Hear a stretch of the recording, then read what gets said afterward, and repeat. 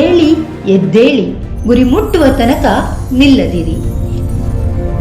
ಈ ಸಾಲುಗಳನ್ನು ನಾವು ಶಾಲಾ ದಿನಗಳಿಂದಲೂ ಕೇಳುತ್ತಲೇ ಬಂದಿದ್ದೇವೆ. ಆದರೆ ಸ್ನೇಹಿತರೆ, ನಿಜ ಹೇಳಿ, ಇವತ್ತು ನಮ್ಮಲ್ಲಿ ಎಷ್ಟು ಜನರಿಗೆ ನಿಜವಾಗ್ಲೂ ನಮ್ಮ ಗುರಿ ಯಾವುದು ಅಂತ ಗೊತ್ತಿದೆಯಾ? ಎಷ್ಟು ಜನರಿಗೆ ಬದುಕಿನಲ್ಲಿ ಸೋಲುವ ಭಯವಿಲ್ಲದೆ ಮುನ್ನುಗ್ಗುವ ಧೈರ್ಯ ಇದೆ ಹೇಳಿ? ನಮಸ್ಕಾರ, ಯುವ ಧ್ವನಿ ಚಾನೆಲ್ಗೆ ಸ್ವಾಗತ. ಇವತ್ತು ಜನವರಿ 12, ರಾಷ್ಟ್ರೀಯ ಯುವ ದಿನ, ಸ್ವಾಮಿ ವಿವೇಕಾನಂದರ ಜನ್ಮದಿನ. ಒಬ್ಬ ಸನ್ಯಾಸಿ ಕೇವಲ 39 ವರ್ಷ ಬದುಕಿದ್ರೂ ಕೂಡ ಇಂದಿಗೂ ಅದೆಷ್ಟೋ ಯುವಜನರಿಗೆ ಸ್ಫೂರ್ತಿಯಾಗಿದ್ದಾರೆ ಎಂದರೆ ಅವರ ಮಾತು ಮತ್ತು ವ್ಯಕ್ತಿತ್ವದಲ್ಲಿ ಅದೆಂತಹ ಶಕ್ತಿ ಇದ್ದಿರಬಹುದು? ಅದನ್ನೊಮ್ಮೆ ನೀವು ಯೋಚಿಸಿ. ಇವತ್ತಿನ ಈ ವಿಡಿಯೋದಲ್ಲಿ ನಾವು ಕೇವಲ ಅವರ ಹುಟ್ಟುಹಬ್ಬ ಆಚರಿಸುತ್ತಿಲ್ಲ. 21ನೇ ಶತಮಾನದ ಸಮಸ್ಯೆಗಳಾದ ನಿರುದ್ಯೋಗ, ಖಿನ್ನತೆ, ಗೊಂದಲ ಮತ್ತು ಸೋಷಿಯಲ್ ಮೀಡಿಯಾ ಅಡಿಕ್ಷನ್, ಇವುಗಳಿಗೆ ಸ್ವಾಮಿ ವಿವೇಕಾನಂದರ ಜೀವನದಲ್ಲಿ ಉತ್ತರವಿದೆಯೇ ಎಂದು ಹುಡುಕೋಣ. ದಯವಿಟ್ಟು ಈ ವಿಡಿಯೋವನ್ನು ಕೊನೆಯವರೆಗೂ ನೋಡಿ. ಇದು ನಿಮ್ಮ ಲೈಫ್ ಚೇಂಜ್ ಮಾಡುವ ವಿಡಿಯೋ ಕೂಡ ಆಗಿರಬಹುದು. ಇವತ್ತಿನ ಯುವಜನಾಂಗ ಎದುರಿಸುತ್ತಿರುವ ಅತಿ ದೊಡ್ಡ ಸಮಸ್ಯೆ ಎಂದರೆ ಸೆಲ್ಫ್ ಡೌಟ್, ಅಂದರೆ ತನ್ನ ಮೇಲೆ ತನಗೆ ಅನುಮಾನ. ನನ್ನಿಂದ ಇದು ಸಾಧ್ಯನಾ? ನನಗೆ ಬ್ಯಾಕ್ಗ್ರೌಂಡೇ ಇಲ್ಲ, ನನಗೆ ಇಂಗ್ಲೀಷೂ ಬರಲ್ಲ, ನನ್ನ ಹತ್ತಿರ ದುಡ್ಡಿಲ್ಲ, ಹೀಗೆ ಸಾವಿರ ಕಾರಣಗಳನ್ನು ನಾವು ಹುಡುಕ್ತೇವೆ. ಆದರೆ ವಿವೇಕಾನಂದರು ಹೇಳಿದ್ದು ಒಂದೇ ಮಾತು. ಜಗತ್ತಿನ ಇತಿಹಾಸವನ್ನು ತೆಗೆದು ನೋಡಿ. ಯಾರು ತಮ್ಮ ಮೇಲೆ ಅಚಲವಾದ ನಂಬಿಕೆ ಇಟ್ಟಿದ್ದರೋ ಅವರು ಮಾತ್ರ ಜಗತ್ತನ್ನು ಆಳಿದ್ದಾರೆ. ಸ್ನೇಹಿತರೆ, ವಿವೇಕಾನಂದರು ಅಮೆರಿಕದ ಚಿಕಾಗೋಗೆ ಹೋದಾಗ ಅವರ ಬಳಿ ಹಣವಿರಲಿಲ್ಲ, ಪರಿಚಯಸ್ಥರೂ ಇರಲಿಲ್ಲ. ಎಷ್ಟೋ ಜನ ಅವರನ್ನು ಅವಮಾನಿಸಿದರು, ಚಳಿ ತಡೆಯಲಾಗದೆ ರೈಲ್ವೆ ನಿಲ್ದಾಣದ ಬಾಕ್ಸ್ಗಳಲ್ಲಿ ಮಲಗಿದ್ರು. ಆದರೆ ಅವರಲ್ಲಿ ನಾನು ಭಾರತದ ಸಂಸ್ಕೃತಿಯನ್ನು ಜಗತ್ತಿಗೆ ತೋರಿಸಿಯೇ ತೀರುತ್ತೇನೆ ಎಂಬ ಆತ್ಮವಿಶ್ವಾಸವಿತ್ತು. ಅದೇ ವಿಶ್ವಾಸ ಇಡೀ ಜಗತ್ತು ಎದ್ದು ನಿಂತು ಚಪ್ಪಾಳೆ ತಟ್ಟುವಂತೆ ಮಾಡಿತು. ಯುವಧ್ವನಿ ನಿಮಗೆ ಸಲಹೆ ನೀಡುವುದೇನೆಂದರೆ, ಇವತ್ತು ನೀವು ಯಾವುದೇ ಇಂಟರ್ವ್ಯೂಗೆ ಹೋಗಲಿ ಅಥವಾ ಬಿಸ್ನೆಸ್ಸೇ ಶುರು ಮಾಡಲಿ, ಜನ ಏನಂತಾರೆ ಅಂತ ತಲೆ ಕೆಡಿಸ್ಕೋಬೇಡಿ. ವಿವೇಕಾನಂದರು ಹೇಳಿದಂತೆ ನೀವೇ ನಿಮ್ಮ ಹಣೆ ಬರಹದ ನಿರ್ಮಾಪಕರು. ಕನ್ನಡಿ ಮುಂದೆ ನಿಂತು ನನ್ನಿಂದ ಸಾಧ್ಯ ಎಂದು ಹೇಳಿಕೊಳ್ಳಿ. ಅದೇ ನಿಮ್ಮ ಮೊದಲ ಗೆಲುವು.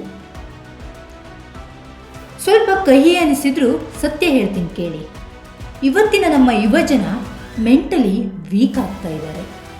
ಸಣ್ಣ ವೈಫಲ್ಯಕ್ಕೂ ಆತ್ಮಹತ್ಯೆಯ ಆಲೋಚನೆ ಮಾಡ್ತಾರೆ. ಇದಕ್ಕೆ ಕಾರಣವೇನು ಗೊತ್ತಾ? ದೈಹಿಕ ಶಕ್ತಿಯ ಕೊರತೆ. ವಿವೇಕಾನಂದರು ಒಂದು ಮಾತು ಹೇಳಿದರು, ಇದು ಬಹಳ ಫೇಮಸ್ ಮತ್ತು ವಿವಾದ ಕೂಡ ಸೃಷ್ಟಿಸಿತ್ತು. ಅದ್ಯಾವುದೆಂದರೆ, ಭಗವದ್ಗೀತೆಯನ್ನು ಓದುವುದಕ್ಕಿಂತ ಫುಟ್ಬಾಲ್ ಆಡುವುದು ಲೇಸು. ಸದೃಢವಾದ ದೇಹದಲ್ಲಿ ಮಾತ್ರ ಸದೃಢವಾದ ಮನಸ್ಸು ಇರಲು ಸಾಧ್ಯ. ಈ ಮಾತಿನ ಒಳ ಅರ್ಥ ಗೀತೆ ಓದಬೇಡಿ ಎಂದಲ್ಲ. ನಿಮ್ಮ ದೇಹದಲ್ಲಿ ಶಕ್ತಿ ಇಲ್ಲದಿದ್ದರೆ, ರಕ್ತದಲ್ಲಿ ಉಷ್ಣತೆ ಇಲ್ಲದಿದ್ದರೆ ನಿಮಗೆ ಧರ್ಮವಾಗಲಿ ಸಾಧನೆಯಾಗಲಿ ಅರ್ಥವೇ ಆಗುವುದಿಲ್ಲ. ಇಂದಿನ ಯುವ ಜನರಿಗೆ ನನ್ನದೊಂದು ಪ್ರಶ್ನೆ: ದಿನಕ್ಕೆ ಎಷ್ಟು ಗಂಟೆ ಮೊಬೈಲ್ ಸ್ಕ್ರೀನ್ ನೋಡ್ತೀರಾ ಮತ್ತು ಎಷ್ಟು ಗಂಟೆ ನಿಮ್ಮ ದೇಹವನ್ನು ದಂಡಿಸ್ತೀರಾ? ನೀವು ಜಿಮ್ಗೆ ಹೋಗಿ, ಯೋಗ ಮಾಡಿ ಅಥವಾ ರನ್ನಿಂಗೇ ಮಾಡಿ.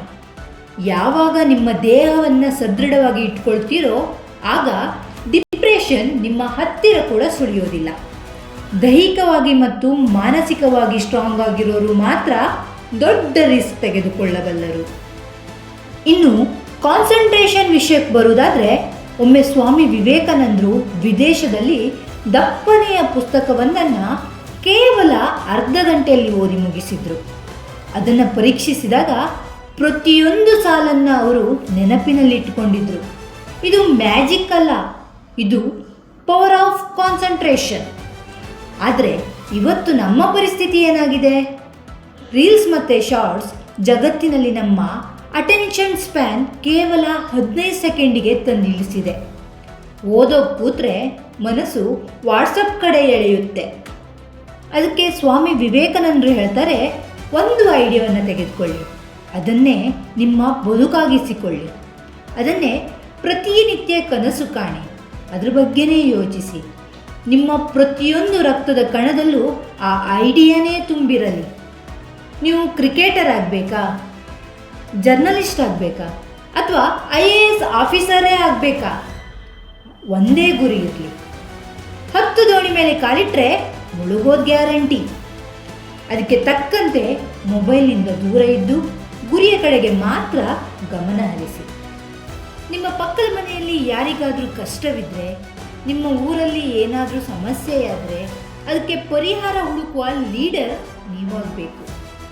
ನೀವು ಎಷ್ಟೇ ದುಡ್ಡು ಸಂಪಾದಿಸಿ, ಎಷ್ಟೇ ದೊಡ್ಡ ಡಿಗ್ರಿ ಪಡೆಯಿರಿ, ನಿಮ್ಮಲ್ಲಿ ಕ್ಯಾರೆಕ್ಟರ್ ಅಂದರೆ ಚಾರಿತ್ರ್ಯ ಇಲ್ಲದಿದ್ದರೆ ಅದಕ್ಕೆ ಬೆಲೆನೇ ಇಲ್ಲ. ಸತ್ಯವನ್ನೇ ನುಡಿಯುವುದು, ಹೆಣ್ಣಿಗೆ ಗೌರವ ಕೊಡುವುದು ಮತ್ತು ಬಡವರ ಕಣ್ಣೀರು ಒರೆಸುವುದು, ಇದೇ ನಿಜವಾದ ಯುವ ಧರ್ಮ. ಇಂತಹ ಯುವಕರೇ ಭಾರತದ ಭವಿಷ್ಯ ಎಂದು ವಿವೇಕಾನಂದರು ನಂಬಿದ್ದರು. ಸ್ನೇಹಿತರೆ, ವಿವೇಕಾನಂದರು ಅಂದುಕೊಂಡ ಕನಸನ್ನು ನನಸು ಮಾಡುವ ಜವಾಬ್ದಾರಿ ನಿಮ್ಮೆಲ್ಲರ ಮೇಲಿದೆ. ಬೇರೆ ಯಾರೋ ನಿಮಗೆ ದಾರಿ ತೋರಿಸುತ್ತಾರೆ ಎನ್ನಲು ನೀವೇನು ಸಾಕಿದ ಕುರಿಗಳಲ್ಲ. ಸಿಂಹದಂತೆ ನಿಮ್ಮ ಬೇಟೆಯನ್ನು ನೀವೇ ಹುಡುಕಿಕೊಳ್ಳಿ. ನಿಮ್ಮ ಶಕ್ತಿ ಏನೆಂದು ನೀವೇ ಈ ಜಗತ್ತಿಗೆ ತೋರಿಸಿ. ಈ ವಿಡಿಯೋದಲ್ಲಿನ ಯಾವ ವಿಷಯ ನಿಮಗೆ ಹೆಚ್ಚು ಇಷ್ಟವಾಯಿತು ಅಥವಾ ನಿಮ್ಮ ಜೀವನದ ಗುರಿ ಏನು ಎಂಬುದನ್ನು ಕಮೆಂಟ್ ಬಾಕ್ಸ್ನಲ್ಲಿ ತಿಳಿಸಿ. ಇದೇ ರೀತಿಯ ಮೋಟಿವೇಶ್ನಲ್ ಮತ್ತು ಇನ್ಫಾರ್ಮೇಟಿವ್ ಸುದ್ದಿಗಳಿಗಾಗಿ ನಿಮ್ಮ ನೆಚ್ಚಿನ ಯುವಧ್ವನಿ ಚಾನಲ್ ಮರೆಯದೆ ಸಬ್ಸ್ಕ್ರೈಬ್ ಮಾಡಿ. ಅಲ್ಲೇ ಪಕ್ಕದಲ್ಲಿರುವ ಬೆಲ್ ಐಕನ್ ಒತ್ತಿ. ಧನ್ಯವಾದ.